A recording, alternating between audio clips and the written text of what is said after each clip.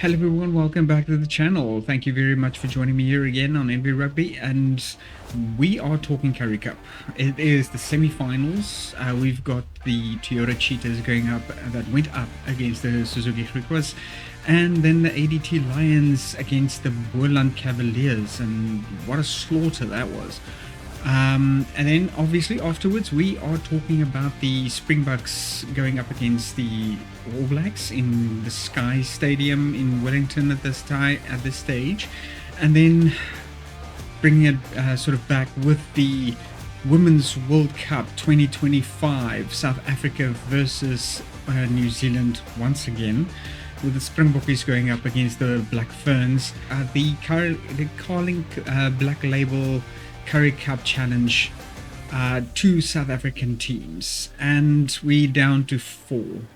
After this weekend, obviously 2 fell by the wayside, and now we've got the finals coming up.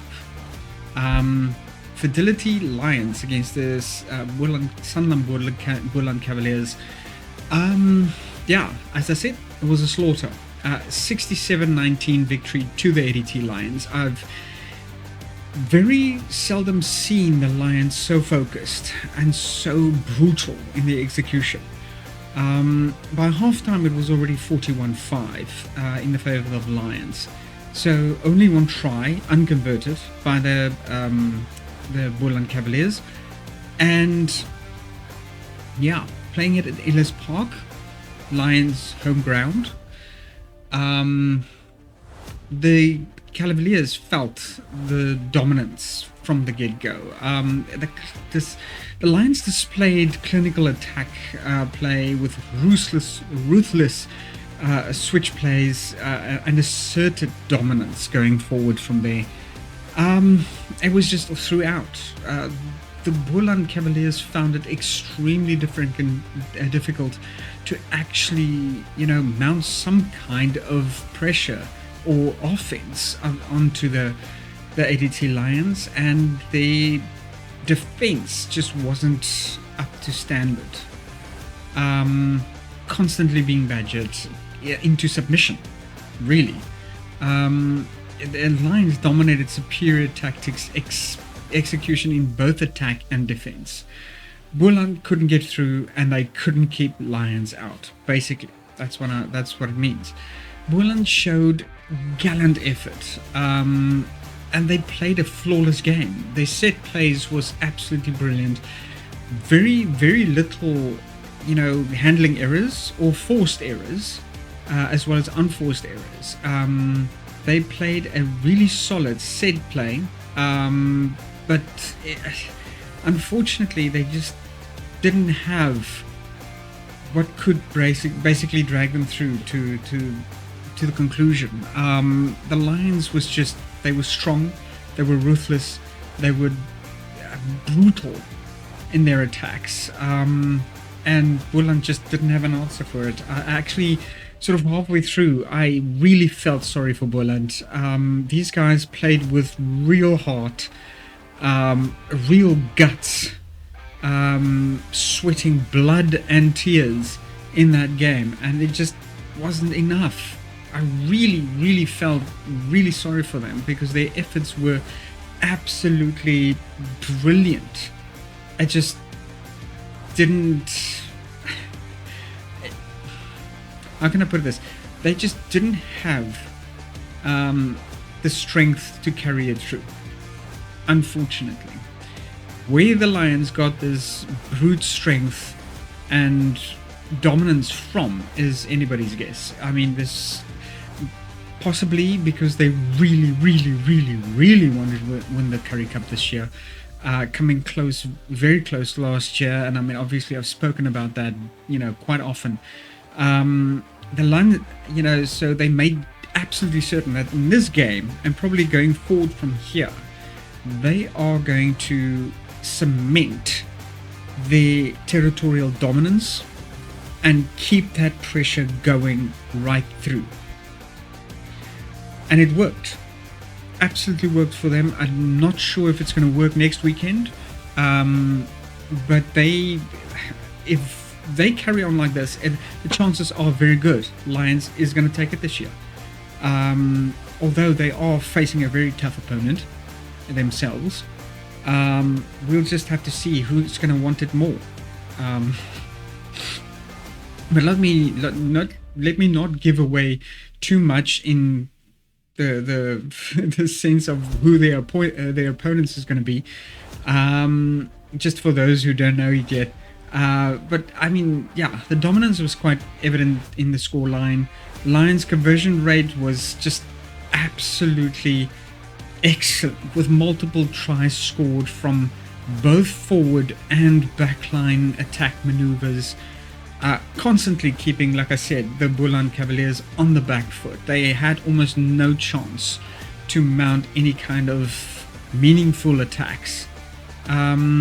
Lions maintained a very strong defensive line, so any kind of attack that or counter attack that was launched by the Boland was very quickly curbed and stopped. Just keeping the territorial advantage for the Lions the whole game through. Tackles absolutely dominant. Lions attack consistently broke through the Cavaliers defense. There was just constant line breaks, total, bulldozing over the defensive lines, and just absolute brutal dominance. There's no other descriptive words I can use for that, because it was like it was like a wooden barrier being hit by a steamroller. There's no chance. There was just absolutely no chance for them to survive it. Feeling very sorry for the Boland Cavaliers, but they showed a lot of heart. They showed a lot of determination. So well played to them. I absolutely love their style of playing. They made almost zero errors.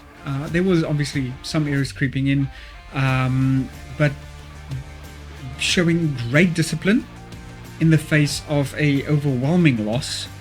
And yeah, Boland, maybe next year, you guys go from strength to strength. You guys have shown great promise in this Currie Cup. Unfortunately, you are out of the run for the finals now this year. So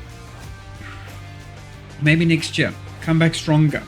You guys have the potential. You guys have what it takes, really, to dominate in this tournament.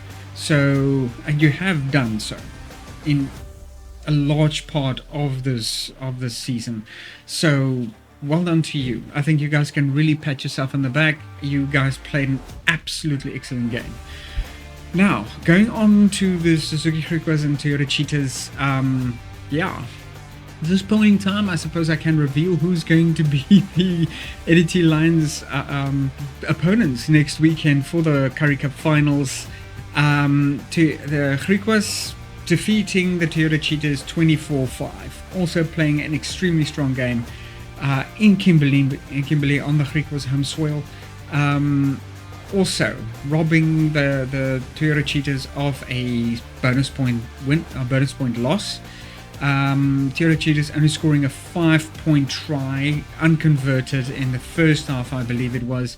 Griquas secured their place in the Currie Cup final, facing the ADT Lions. Not quite sure yet in which arena this is going to take place, but we'll have to see. Possibly, we can hope it's going to be on the Griquas home ground, because they can use any advantage that they can get. If we take from the ADT Lions performance this weekend past, Griquas are going to need all the luck they can get. This is going to be a tough match, but this is what we come to expect from a Currie Cup final. I mean, even last year, the Hollywood Bet Sharks beating them by a mere 2 points. So now, but Frans Steyn really expressed immense pride in his team for reaching the semi-finals. For him, as a first-time coach, that is a huge feather in his cap, and I extend my congratulations to him as well, because they've done really well. honestly, the the Toyota Cheetahs has done extremely well, and he's got a reason to be proud of them. It's been a while actually that they've won the Currie Cup. I believe they won it back in 2023. That was 2 years ago. Before that, it was the Air League Pumas, and then the Vodacom Bulls took it for 2 consecutive years in 2020 and 2021. So, yeah, I think the Cheetahs would have liked to have seen a return to a championship challenge this time around, but unfortunately, not going to happen for them. Feeling quite sorry for them because they really have a lot of great talent. They played an absolutely brilliant game this weekend. Discipline failing them a few times in the game, but yeah, such is how these kind of games play out. I mean, over the last couple of weeks within the Currie Cup, even though the pool games, we've seen yellow cards and red cards flying like it was candy being dished out on a Halloween night. So it's but it was an amazing challenge, and with some absolutely fantastic rugby being played. Coming to a close now, but as a consolation, URC starting very soon. So now, yes, Griquas' home advantage provided decisive in securing the victory. The low-scoring affair compared to the Lions-Cavaliers match, that does kind of bode a bit of a worry for the Griquas going into this finals, because the Lions dominated the Cavaliers by such a huge margin. But you have to remember that the Suzuki Griquas is not the Boland Cavaliers. They have been playing an extremely strong game for themselves. And also, Toyota Cheetahs is not a Suzuki Boland Cavaliers opponent. Even though they were beaten by the Boland last week, or the week before last, that still does not guarantee a victory to the Lions, even though they are playing a very strong game. Each game should be judged on his own merits, which I'm basically going to do. So, Cheetahs, the Griquas, good luck to you guys. ADT Lions, same thing. Good luck. May the best team win. If you guys can perform as you have been performing up to now, then this is going to be a serious clash in Currie Cup history. So yeah, Cheetahs struggling to find an attack rhythm against the Griquas defense, which was also very, very well oiled and cemented, really. I mean, it was just like running up against a brick wall the whole time. Griquas being surgical in their tackles. Also, Griquas basically capitalizing on the home conditions with the home crowd in support of them, coming up in droves to support their team. So it really, I mean, that kind of does kind of swing the psychological advantage, really. We don't always see it, but it does play a role, I do believe. The 4 teams qualified, obviously, was the Lions, the Griquas, Toyotas, and the Boland Cavaliers. Now, only 2 basically standing in each other's way. Cheetahs and Cavaliers basically ending up both on 23 points each, but the Cheetahs claiming the third place with a more superior points differential. So, Boland, at least you are in the top 4. Well done to you. Pat yourselves on the back. You guys played an awesome season, and yeah, you guys can be real proud of yourself. And of course, now we're coming to the more international rugby segment of this episode, of this video. Yeah, the Springboks versus the All Blacks. This time at the Sky Stadium in Wellington. This is round 2 between these 2 titans, basically going head to head against each other, and absolutely dominant victory for the Springboks. I honestly, it's indescribable the way the entire atmosphere it was in South Africa. I believe all over after that game. I mean, I've spoken to several people, several diehard rugby fans, and the people watched the game 2-3 times over because it was just such a absolute pleasure and one fantastic game to watch. It was just wow. This was professional rugby sport as art. The set pieces was just as if it could be choreographed by world-class talent in the field. You can't really write the script on this because it was so unexpected. I mean, after the dominant victory of the All Blacks in Eden Park, 24-17 victory of the All Blacks in it was just, we didn't expect this kind of, shall I call it revenge? Not really. I mean, it's always been like a very professional rivalry between these two titans, and it's wow.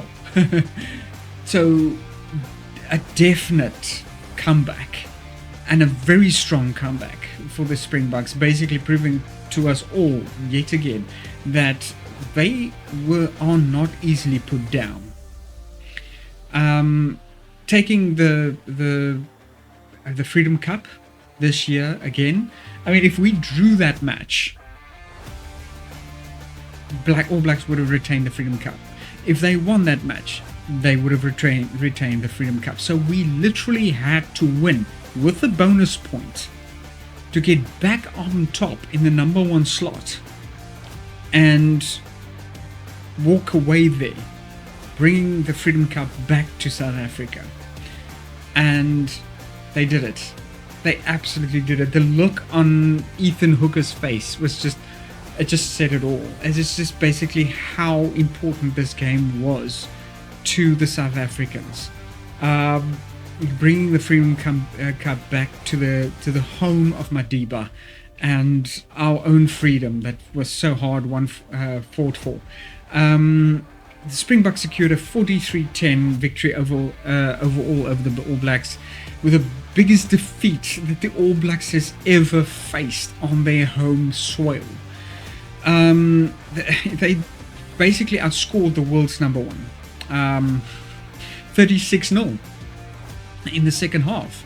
36 points to 0 points scored in the second half. All Blacks walking out of that stadium with only 2 unconverted tries.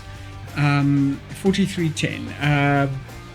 We absolutely claimed that Freedom Cup with such a convincing, dominant performance that, honestly, anybody thinking of just totally abandoning the fandom of the Springboks has been completely converted back, reclaimed by the Springbok team here.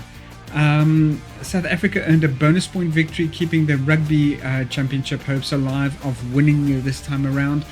The next hurdle, of course, is Argentina, and Cheslin Kolbe basically made it very clear that even though he scored a brace of 2 tries, which was instrumental to the victory, but not just his. I mean, the beautiful try by Peter Steve du Toit, the fantastic try from a huge, strong run by Ergie Snyman, also basically making that absolutely fantastic try. The amazing long pass by Esterhuizen to Peter Steve du Toit, being tackled in the air technically, but luckily getting the offload back to Cheslin Kolbe. Cheslin cutting into to midfield to basically avoid Will Jordan's tackle, and scoring that fantastic try by him. It was like I already said, it was sport as art. It was fantastic to watch. Absolute pleasure. The All Blacks was held completely at 10 points in the second half, not scoring a single try through a very dominant Springbok defence. Even though there were key changes made to both teams for, from Eden Park to now, it's just wow. The tactical brain and mind of Rassie Erasmus came through once again. The second half dominance was complete, with South African shutting down the New Zealand attacks by 36-0, as I've already said, and you could visibly see the absolute fatigue setting in on the faces of the All Blacks. I mean, everybody will lament the scene of Beauden Barrett walking back to his line, hands in the hair, or hands on his head, in the hair, whatever. He was at a loss for words for what they could possibly do to break through those Springbok defences. They've tried everything. Rapid ball movement in the back lines. They tried tactical dummying. They tried everything, but the Springboks were just all over the show. There was just nothing they could do or think of to do to break through this defensive line. Even though the defensive line looked very scrappy. I mean, you have at line-out time, you have sort of squads of 3 and 4 in the backline gathering, sort of shorthand and then long towards the outside, and it just proved to be a valid and working tactic. The All Blacks just couldn't break through at all. It was a wonderful game to watch. Absolutely, if you can get hold of it, please do watch it. If I can get hold of it and do it during the course of making this video, I will put the link down in the description below so you guys can go and check it out yourself if you haven't watched it, or if you want to watch it again, because it was just a brilliant match. The breakdown works and the scrum dominance contributed significantly to the victory, especially the kind of switch between forward set plays and of course forward dominant set plays, and of course backline attacks going for short passes on the forward attacks, taking the ball into contact and then suddenly switching it up to a wide play. Just worked. It just absolutely worked. And it was just, I mean, the world media is classifying this as a humiliating defeat for the All Blacks. And that is extremely strong words coming from a lot of rugby media and pundits and personalities online on YouTube and in the media, Rugby 365, Super Sport Rugby, various international sports rugby outlets as well, rugby media outlets as well. So, I mean, Cheslin Kolbe expressing happiness for the victory as well, but making sure that he's going to be focused on the next challenge, which is Argentina, coming up within the next 2 weeks, and it is going to be, I mean, brutal. The Argentinians have proven to us that they are up to the challenge, beating the All Blacks once, losing to them once, beating the Australians once, and losing to them once. So is this line going to continue, or is the Springboks going to score 2 victories back to back? They have beaten the Springboks before. They have beaten them before on their home soil. But, I mean, that in itself is a feather in their caps. They have beaten the All Blacks, this very Razor Robinson's All Blacks team, before on the All Blacks home ground. So it just simply, anything goes. We don't know what's going to happen until the match actually happens. So, yeah, definitely Cheslin Kolbe, a worthy candidate for the man of the match. This thrashing has prompted a lot of calls from analysts like Justin Marshall as well, to call for significant changes within the All Blacks setup, their squad, and coaching. And I think this is, I'd like to pause here for a bit, because there's a lot of flack that Scott Robertson is taking now from, rugby union officials and anybody that's calling for his head, basically. And I think it's a bit unfair that he faces such scrutiny. Sure, he's got a job to do. So does Rassie. I mean, Rassie's tactical adjustments to this team proved highly effective. And you never know what the outcome is going to be until the game actually takes place. Particularly in the second half. I mean, I don't know what Rassie said to the boys at halftime, but it must have been something really, really awe-inspiring. Because the Springboks came out of that cloakroom and they cleaned house. So, but coming back now to Scott Robinson, I think it's a bit unfair because I really do feel Scott Robinson's performance and the performance of the All Black team has been a lot better than it was 2 years ago. So, I think it's Ian Foster. Yeah, he was basically forced out because of bad performance by the All Blacks. Scott Robinson comes in and suddenly the performance improves overall for the All Blacks. He's got a solid team, solid talent with those boys. A lot of newcomers coming in.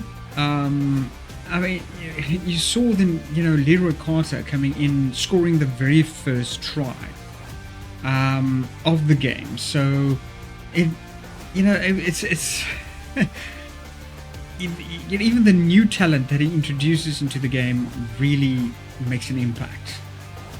And for him to be judged this harshly, I think is a bit unfair. But something within the All Black team just clicks with Scott Robinson's coaching style. And, sure, Scott is going to have to go and take a double take at the strategic play and at the drawing board. But I really think his coaching style is solid. They have made a lot of improvements to the All Blacks team, re-establishing them very much as one of the dominant teams within the Southern Hemisphere. So let's not judge Scott too harshly. Sure, he's got a job to do, like Coach Rassie as well. But I think judging him too harshly on those merits, a bit unfair, I feel. Just my personal opinion. You guys can let me know in the comments field below what you think. And now coming back to the Black Ferns or New Zealand facing the South African women's team, the Springbokkies, as I endearingly have named them. The Black Ferns defeating South Africa quite convincingly, 46-17, in the women's rugby championship, World Cup championship quarterfinals.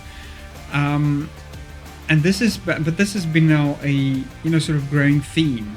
South African women's rugby has only been going for the last, say, 3 to 5 years. All right, they are a fairly young team, and for them to get to a World Cup quarterfinals in itself is already it's already history in the making. First time ever the South African women's team made it to a quarterfinal playoffs in a World Cup setting.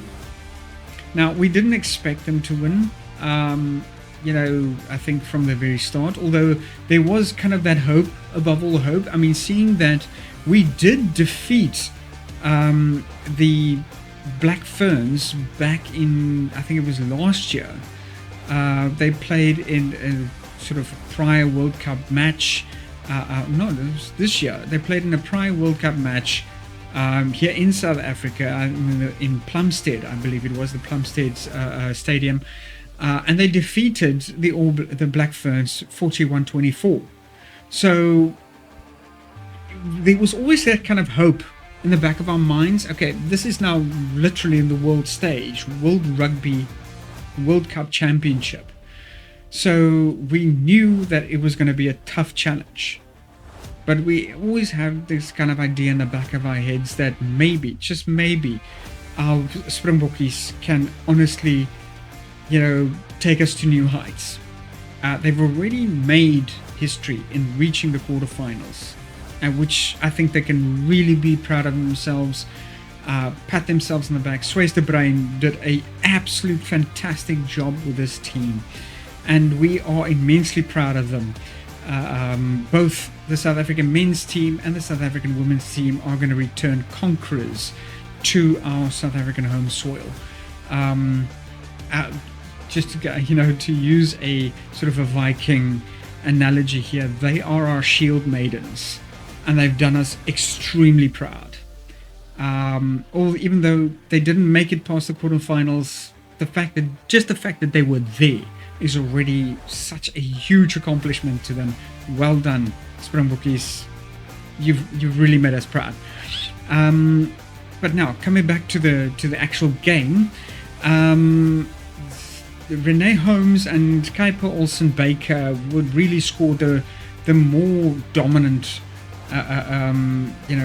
point scoring for the team. Both of them scoring braces. The South African players showing tremendous heart and determination in their debut playoff appearance, and the absolute determination to see this game through was also, I think, quite legendary. Even though they've lost by a 29-point margin, they refused to give up. Swayze de Bruin going for a 7-1 split on the bench, really, in the second half, basically swapping out the entire forwards team. That led them to another try, which was converted for the Springbokkies, and bringing basically the score to 17-46. But the dominance of the Black Ferns was just really palpable within the second half, scoring 6 tries in literally 6 minutes. Unfortunately, the defensive side of the South African women's team just wasn't enough to basically stop this huge dominating play by the Black Ferns. And South Africa dominated in the first half statistics, but were level at half time. And then the Black Ferns' second half adjustment proved decisive. Also, Sorensen McGee, a fantastic gameplay. Renee Holmes not really feeling the kicking boot this time around, and only after Sorensen McGee basically took over that the conversions basically started streaming in. The match was really coached tactically well by Swayze de Bruin, with South African holding their own in the first half with an equal score, and then unfortunately the Black Ferns just totally using their veterancy and experience in World Cup rugby to really fight back hard in the second half, securing the absolute dominant victory for themselves. But I think the Springbokkies really gave New Zealand an almighty scare, despite the final margin. The South Africans can hold their own heads really high after that performance. I mean, they really showed the New Zealand team that they are not just a ragtag bunch of women. They really worked hard, and they are a team and a force to be reckoned with. They really made New Zealand work for their victory this time around, and especially that margin. It wasn't going to take it lying down. So even though the pre-match predictions did basically show that the Black Ferns would be too much star power for the South Africans to handle, but South Africa, in true South African style, fought hand, tooth and nail right up to the very death blow. They refused to let go. played for 80 minutes without giving up a single effort. Blood, sweat and tears. And I really think they can be, they can be really proud of themselves. Obviously, being back in South Africa now, I really hope they received a hero's welcome that they so very much deserve. So definitely, yeah. Well done to Nadine Ruiz and all the girls there within the Springbokkies. Really played well for themselves. If I can give you guys some idea of the stats here, I mean, Sanazo scoring 28 tackles, Aseza scoring 24 tackles. Then we've got Sizofila basically coming in at 23 tackles, and Babalwa Lacha basically coming in at 23 tackles as well. So absolutely dominant within the tackles. Fantastic gameplay by them. I mean, South Africa versus Brazil came in at 66-0. I mean, that should tell you something about the massive improvement that was made to this team. They basically beat Italy 29-24. They beat them with a 5-point margin. So it's really strong team, and they've came up leaps and bounds from when they started about 3 to 5 years ago. In this game specifically, 3 tries scored versus the New Zealand quarterfinals. Aseza Hele was the top try scorer with 4 tries. I mean, this girl, holy fuck. She was, scoring 4 tries. Massive ball carrier, making amazing strides in her in her ball carrying efforts as well. We've got Bernhild Dorf basically being the top try scorer or the top point scorer here with 27 points, and then also as the top meters made, 293 meters. Okay. Cezanzo basically being the top tackler with 28 tackles. So this is, the kind of stats that you would want to see in a men's rugby game. And they've done it here. Even though they've lost, they've made a huge impact in the world of women's rugby, and they can be seriously proud of themselves. Well done, girls. You guys deserve every single bit of praise that you get. And I really hope you got your heroes welcome when you returned back here into South African soil. Well done to you guys. Well, that's it for me, guys. Thank you very much for joining me here yet again as we march on to the finals of the Currie Cup this weekend. I'm not too sure if we are going to be seeing some URC play this weekend. If I can maybe just get into the fixtures here.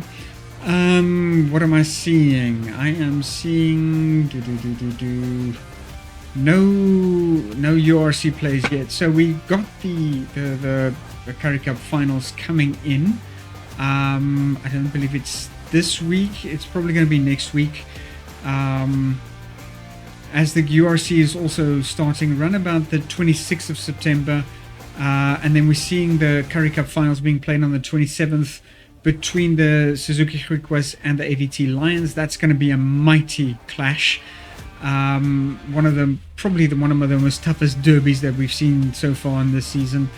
But yeah, join me again for next week when I analyze that game.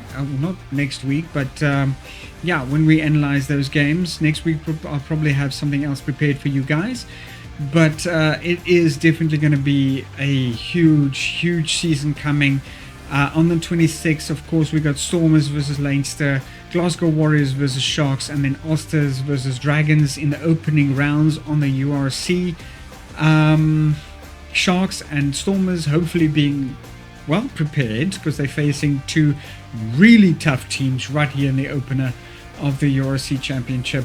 But please give me a like and subscribe if you haven't done so yet, and please leave me your comments in the comments field below. Let me know what you think. Also of the Springboks game in Wellington, and also those, you know, the Springbokkies. What do you think of their performance in the quarterfinal match? Also, what are your predictions for the Suzuki Griquas and the ADT Lions going forward on the 27th of September? Do you think they actually, the Griquas stand a chance to actually win this time around, or will the ADT Lions take it this time? Anyway, guys, thank you very much from a very cold Cape Town. It seems like winter has been returning back to us again. Hopefully not for too long. But please take care of yourself and your loved ones. I'll see you next week. Peace out. This match, the Springbok women playing from left to right and immediately trying to get physicality on this. The Springbok women have done well. Aseza Hele there again. They go for the short side maul. Ball's here, wait here. But ball's gone down, so doesn't work this time. Solonsi though has been working so hard throughout this day. Thought they had it. You let go. Gwala, the pickup from Latsha. She's played here before, having played in the PWR. She understands what's needed. Keeping it tight. They cannot lose the ball. They've been in this possession before. Can they score first against the Black Ferns? They go short. The reach. The cheer. The score. The Springbok women have put on the first points against the defending champions through Babawa Latsha. They got the go forward. Here's just a backhand look at that powerful movement. She tried one, set it up brilliantly, but look at the effort after she puts that ball back to get back into play and then go again right there. Right on the line, that's try time. Come back, 5 metres out from the 22. And the All Blacks attack away down the left again. Intercept. Cheslin Colby. Good night, nurse.